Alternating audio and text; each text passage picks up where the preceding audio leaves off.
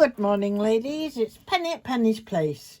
Don't need the fan today. It's quite a bit cooler than it has been, but it's still pleasant. I've still got the window open. It's just very cloudy today.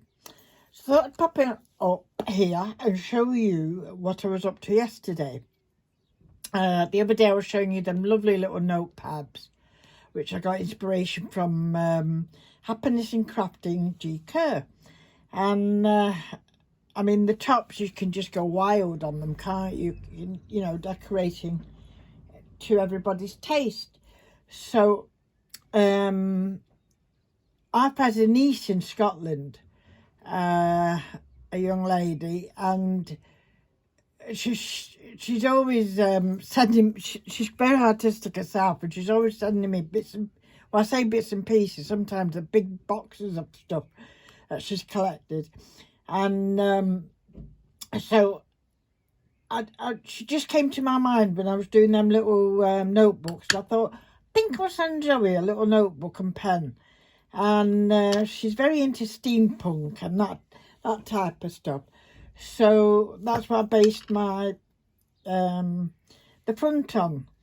Now I've got my paper is from, I don't know if it's still going or not. It's called Chic Vintage Mix and Match paper, and I bought it at B&M's, and would you believe it was only, I don't know if you can see that on there, £2.99. Can you believe that? 24 sheets, 2x24 designs. Can't believe that, for £2.99. So I'm not seeing anything as good, I don't think, in there at the moment. So this was quite a while ago, last 2 years ago, I'm not sure. So all different kinds of patterns and that through it, and vintage men pictures, and there is a page on vintage ladies and sewing machines and that type of thing. Anyway, for the steampunk, I picked out some backing paper from it, cut out this man who's getting fitted out, I think, for a jacket or a long coat. And I found this nice stripy sock. So I thought, yes, he can have one sock on. So that's what he's got.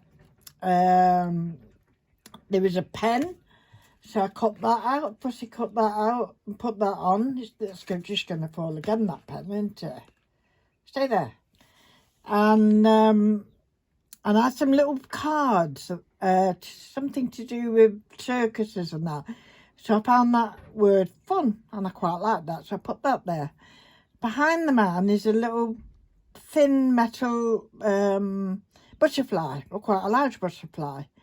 And he fitted perfectly for him, except of course his head didn't fit, you know, to the paper. So I had to cut round a very tiny double-sided pad, very, very small, just to put round the inside of his head, so that his head would, you know, would stick to something.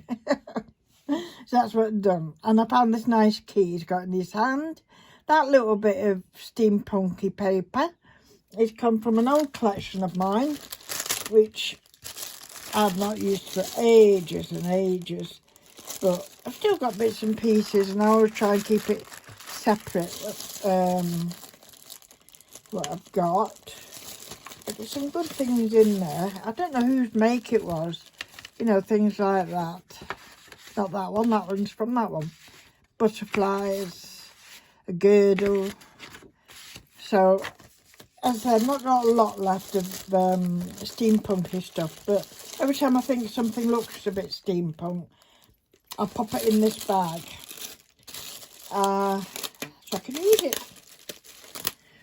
So that's what I did, and I can't fix a pen to it because you know, it's not like them little notebooks I was doing, but I've made her a pen holder anyway in the same style, steampunk. Cut out this man, distressed it a little bit, a little metal face clock, and a little key, and these are little washi tape stickers. I think I don't have a lot of stickers and what have you with numbers on. But I do have this washi tape. So that's always handy. So that's that. And that's the back. So she can clip it to something if she wants. I have put in the big paper clip. Not got a steampunk type pen. But I've got a nice black one there with quite nice colours in it. So that's going in there. That's that. And this is lovely paper. It's, you know, it's quite strong. It's more on the card than the paper. So it makes very good pen holders because of that. On top of the bag, when I get it in the bag, which will go in this bag like that, and the stuff will be in, and then she's got a decoration for the top. And I've carried on with the steampunk.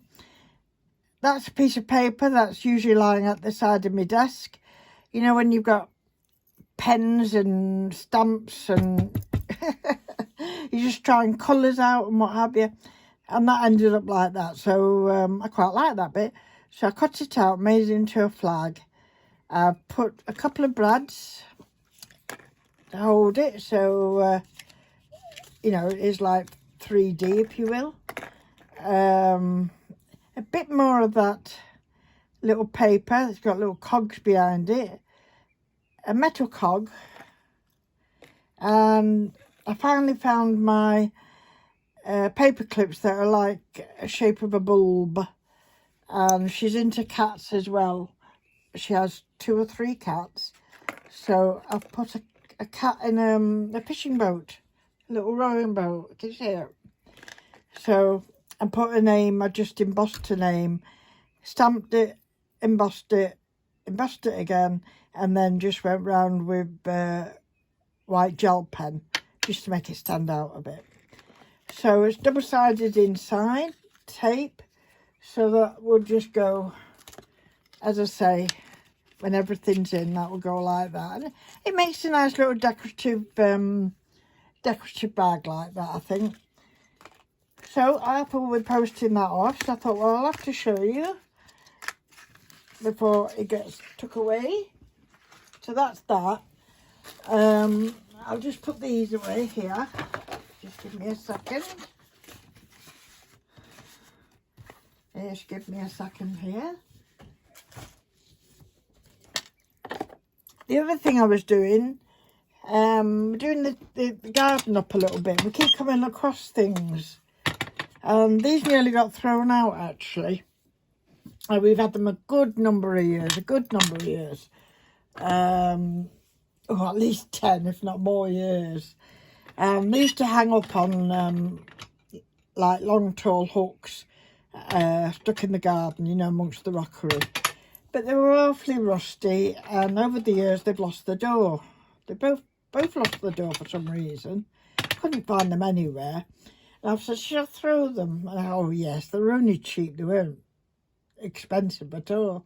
And then I said, no, spray them up first. And I had visions at first of maybe using them in the kitchen, you know, with like a succulent tin or something like that. And then I took the glass out and I thought, oh, I'll have a bash at my stained glass paper, you know, stained glass painting. So I went and fished out.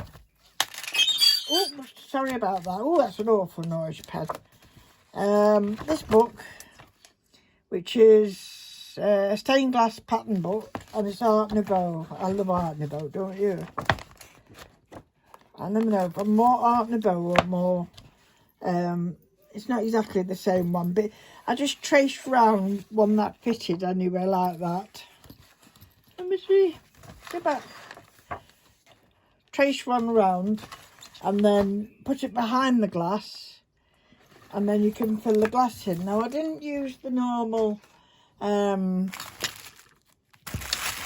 know, the one that goes on the glass, because either my hands weren't steady or there was something up with it or whatever. But it come out very, very thick.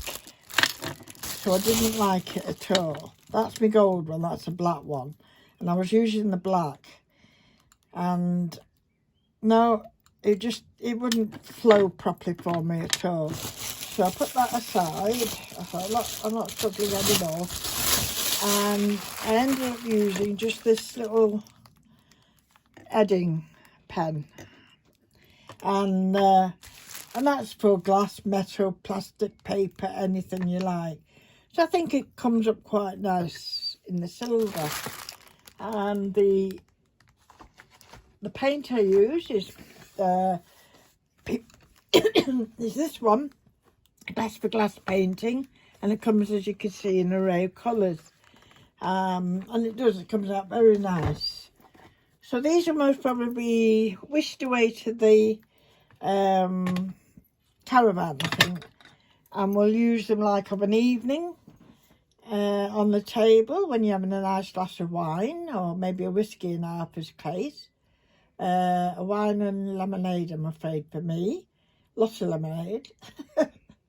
And but I thought they'd just be nice on the little table, you know, around the awning, around the green. And a nice little glow, won't it? So that's what I've done with them. So it's not my finest work. There are some little tiny hidden in the corners, but they'll do for me. They will. So that's what I wanted to show you today, ladies. So I'm going to go back to work. I don't know what I'm doing now. I don't know what I'm doing. I want to do some more stuff with my dried flowers and everything. And I've got another project I wanted to get going on. Anyway, there's always plenty, isn't there? So happy crafting day, whatever you're up to today. Stay safe, and I'll speak to you again soon. And thank you for watching, and please comment. Bye for now.